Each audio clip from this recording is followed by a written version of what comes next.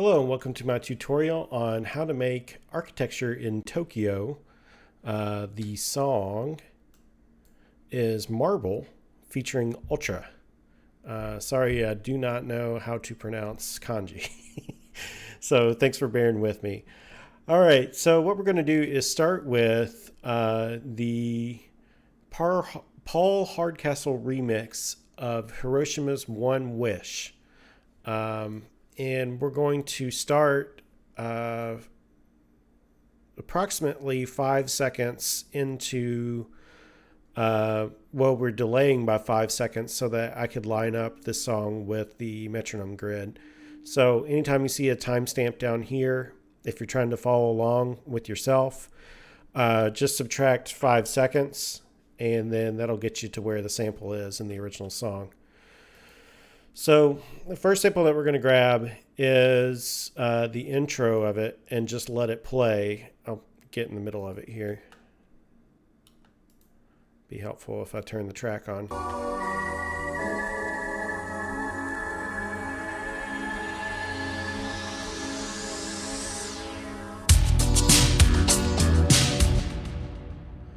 So the second sample that we're going to grab is from this at 21 seconds. And we're going to grab these two measures right here and loop them. So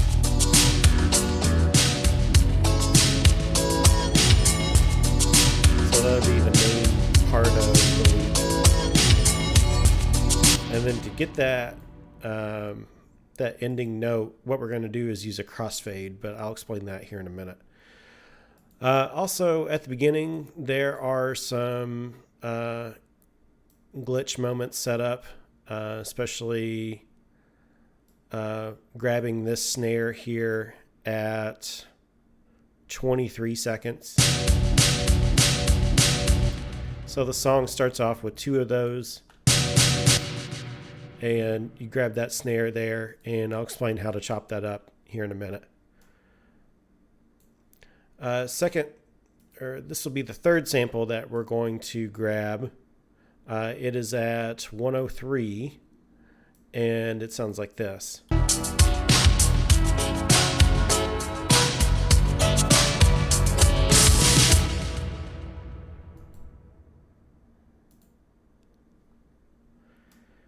And the last sample that we're going to do is here at 2 minutes and 39 seconds.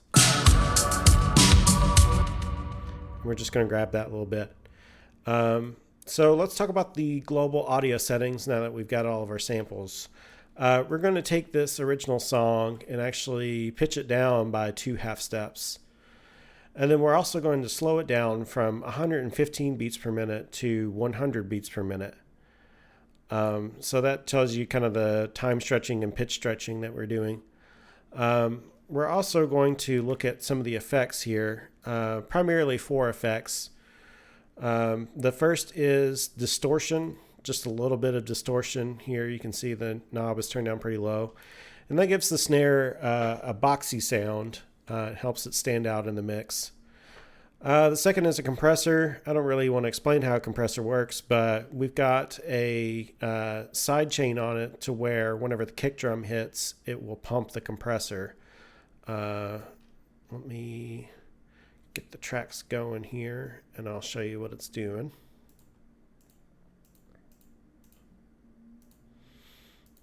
So you can see it turns down here every time the kick drum hits. Next, I've got a delay. This helps the snare get some space in the mix. It essentially serves as the same function as reverb, but just in a little bit different manner. The feedback in the mix are turned down pretty low, though. It's a subtle effect. It's not really in your face. So it's just to give that snare some space. And the last to give everything some space is this reverb, and I've got it on the default setting here in Studio One. I didn't really have to do much other than slap this on.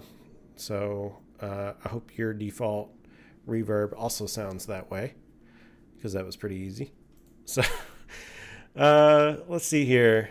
First thing we're going to do is start off with this intro.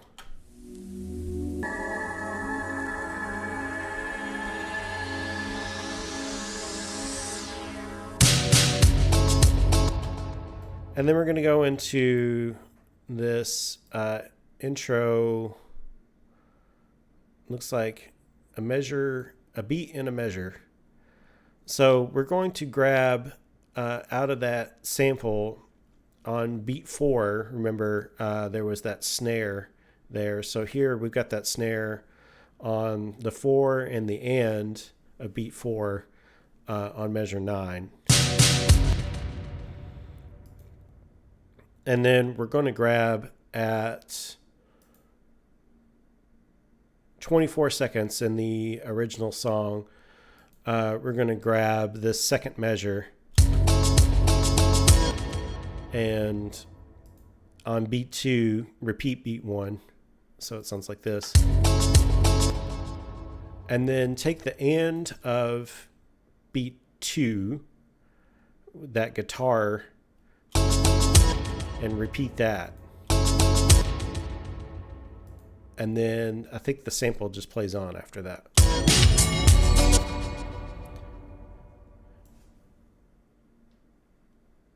So that takes us to the main loop. Let me zoom out here a little bit. So the main loop repeats a few times, and there's a crossfade in between each loop, and I'll explain why here in a second.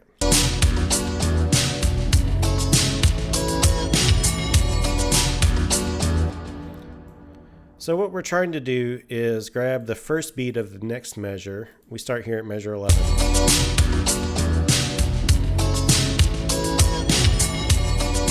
And then grabbing that bell sound.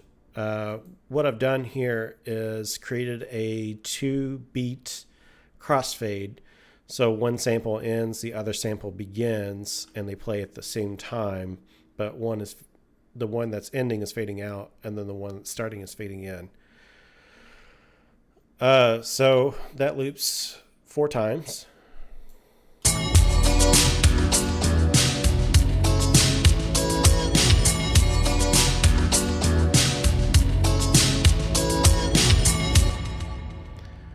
And then here, we go on to the third sample at measure 20. And on the end of 2, we start this new section here.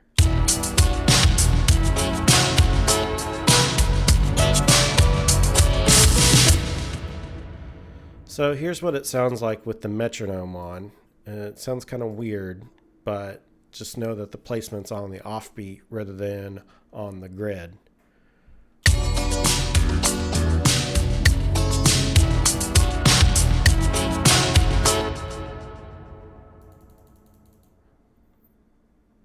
So that's where that third sample is placed. And it repeats 3 times.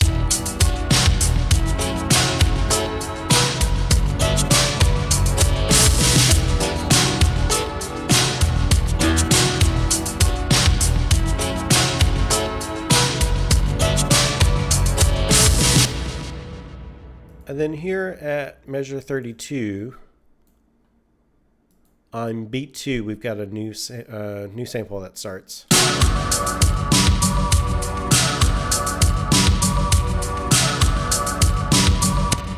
And we're just looping that 4th sample over and over until we go back to the main loop,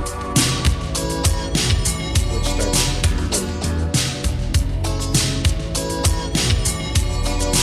so a couple more iterations of that main loop.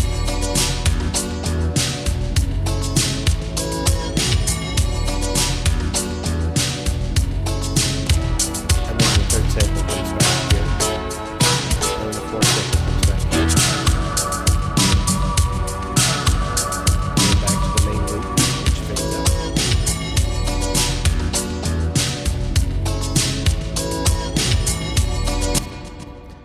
So there are some effects in here. I want to explain sort of how they work. I forget exactly where they are. I should have prepped this a little bit better. But anyways, here we are. So sometimes there is so let's load up the view here.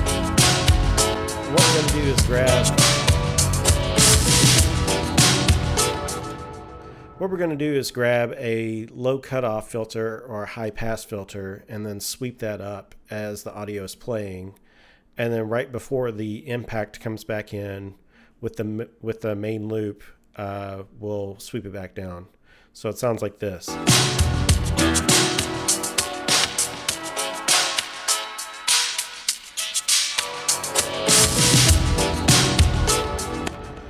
So there's an effect like that in there somewhere, and that's how you do that. Anyways, thanks for watching. Hope this helps.